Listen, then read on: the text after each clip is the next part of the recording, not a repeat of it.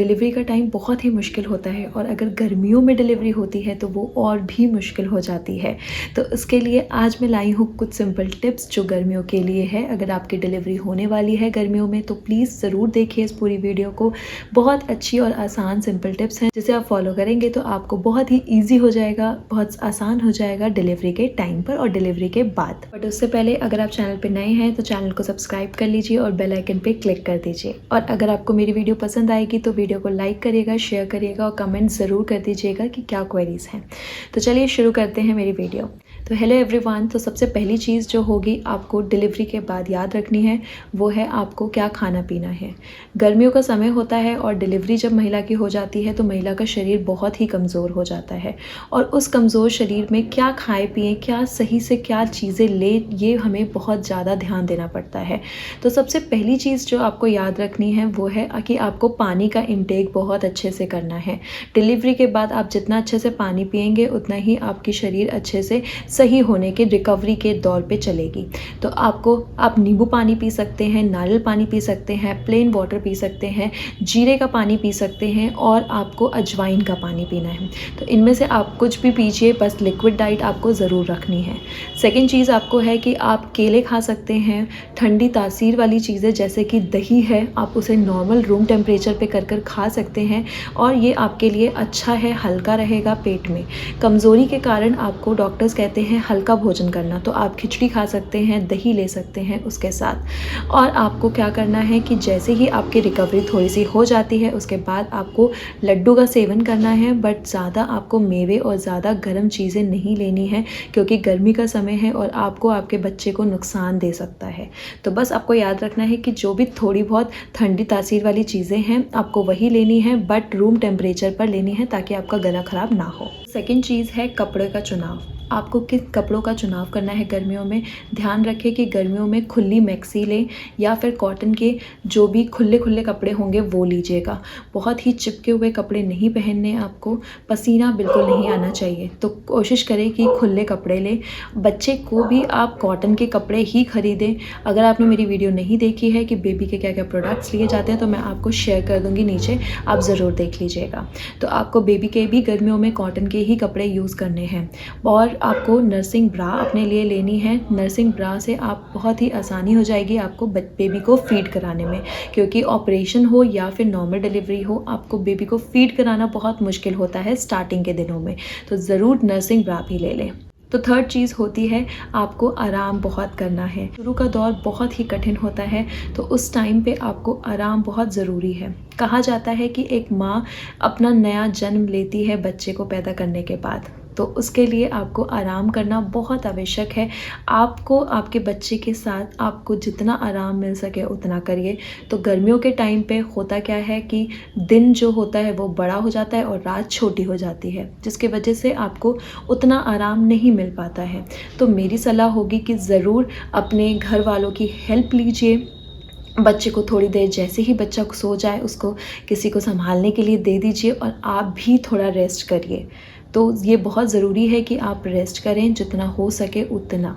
तो थर्ड चीज़ आपकी आती है यूरिन पास करने की समस्या। जैसे ही नॉर्मल डिलीवरी होती है या फिर सिजेरियन डिलीवरी होती है आपको वॉशरूम जाने के बाद आपको जलन महसूस हो सकती है गर्मियों के टाइम पे।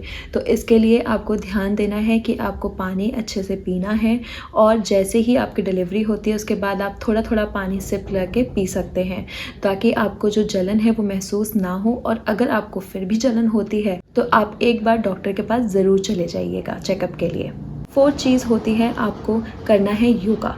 तो होता क्या है कि जैसे ही बेबी डिलीवर हो जाता है हमारे पास आ जाता है, हमारे पास एक तो हमारी शरीर अलग से दर्द कर रही होती है, ऊपर से हमारे पास काम होता है हमारे बेबी का भी, हमें बच्चे का भी ध्यान देना है, अपना भी ध्यान देना है, तो स्ट्रेस लेवल बहुत ही बढ़ जाता है।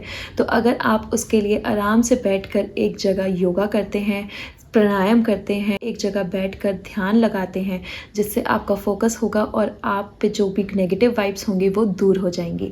तो इसके लिए आप ज़रूर योगा करिए। पॉजिटिव वाइब्स आपको उस टाइम पे अपने अंदर रखनी है ताकि सब कुछ आप मैनेज कर पाएँ।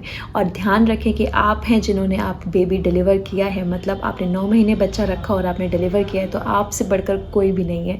तो ऐसा पॉजिटिव थॉट अपने मन में ज़रूर रखना है। तो इसके लिए योगा और व्यायाम आपको जब करना है जब डॉक्टर आपको अलाउ करे। तो नेक्स्ट चीज़ आती है कि चेकअप कराना। आपको डिलीवरी के बाद डॉक्टर 1 हफ्ते के बाद बुलाते हैं इंटरनल चेकअप के लिए। डिलीवरी नॉर्मल हो या सिजेरियन हो, दोनों का चेकअप होता है। इंटरनली भी चेक किया जाएगा और अगर सी सेक्शन है तो वो टाँकों को चेक किया जाएगा।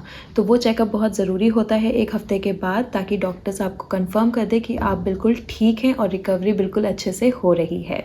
तो आपको ज़रूर ये चेकअप ज़रूर करा देना है 1 हफ्ते के बाद। उसके बाद हमारी चीज़ आती है कि आपको इन्फेक्शन से बचना है। गर्मियों का टाइम होता है, इन्फेक्शन बहुत जल्दी पकड़ने लगता है, आपकी शरीर कमज़ोर होती है।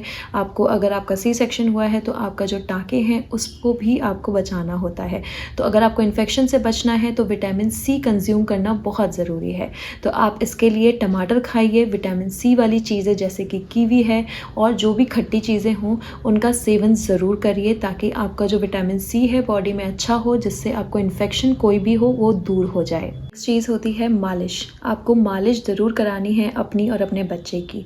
आपका शरीर बहुत ही कमज़ोर है, तो अगर आप मालिश कराएंगे तो जो भी आपकी कमज़ोरी होगी वो दूर हो जाएगी। आपको शरीर में अच्छा लगेगा, स्ट्रेस फ्री लगेगा, बहुत ही आराम फील करेंगे।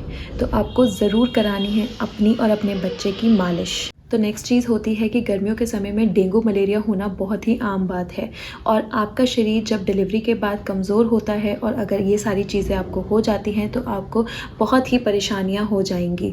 तो इसके लिए ध्यान रखें कि हमेशा अपना जो रूम है जहां आप रहें वहां पर बच्छड़ों का बिल्कुल ना आना हो। आप ऑल आउट जला के रहिए।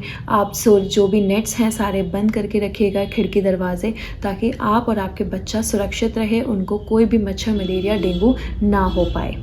नेक्स्ट चीज़ है कि अगर आप गर्मियों में कहीं बाहर जा रहे हैं तो बाहर जो डायरेक्ट सनलाइट आती है वो आप पर और आपके बच्चे पे ना पड़े।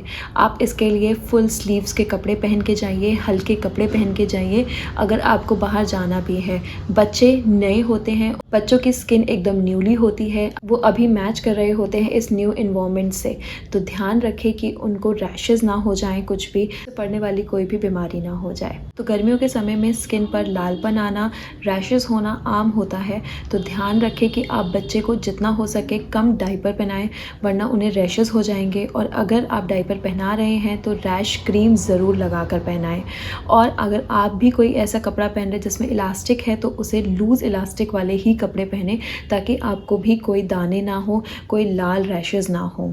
और लास्ट चीज़ होती है, आपको रखना है अपने बालों का ध्यान। बालों में सबसे ज़्यादा पसीना होता है, सबसे ज़्यादा स्वेटिंग आती है अगर आप गर्मी के टाइम पर डिलीवरी करते हैं तो, क्योंकि आपने स्कार्फ बांधा होता है, ठंड के मायके हवा कान में ना जाए इसके लिए, और उसके वजह से आपको पसीने बहुत होते हैं। तो ध्यान रखें कि आप कम से कम हफ्ते में 2 बार हेयर वॉश अच्छे से करें। और बेबी को भी आपको डेली अगर नहीं नहला सकते हैं तो आपको ऑल्टरनेट डेज पे ज़रूर नहलाना होता है, ताकि बच्चा भी अच्छा फील करेगा और अच्छा स्वस्थ रहेगा।